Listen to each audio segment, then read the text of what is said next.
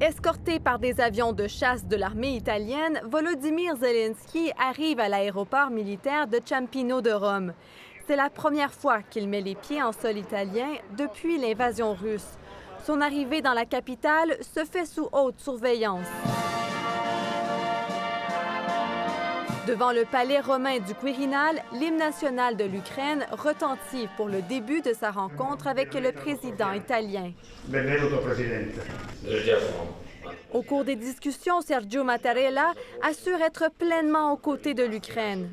Volodymyr Zelensky remercie l'Italie pour son soutien. Il est ensuite reçu par la chef du gouvernement, Giorgia Meloni, d'extrême droite. Sulla vittoria dell'Ucraina. Rome est un allié solide de l'Ukraine, dit-elle. La paix ne sera atteinte que lorsque l'agression brutale et injuste de la Russie cessera.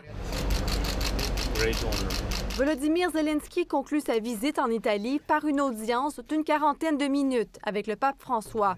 Honoré, le président remet au souverain pontife un gilet pare-balles porté par un soldat ukrainien. Le dirigeant qualifie sa visite en Italie d'importante pour la victoire de l'Ukraine qui approche, dit-il. L'Ukraine prépare une contre-offensive d'ampleur pour repousser les soldats russes qui contrôlent majoritairement Bakhmout.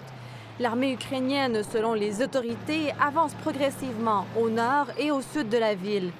Volodymyr Zelensky peut désormais compter sur une aide de l'Allemagne d'environ 3 milliards d'euros pour la livraison de chars, de blindés et de systèmes de défense anti-aérienne. Le président se rend d'ailleurs demain à Berlin pour rencontrer les dirigeants allemands. Ici Charlotte Dumoulin, Radio-Canada, Montréal.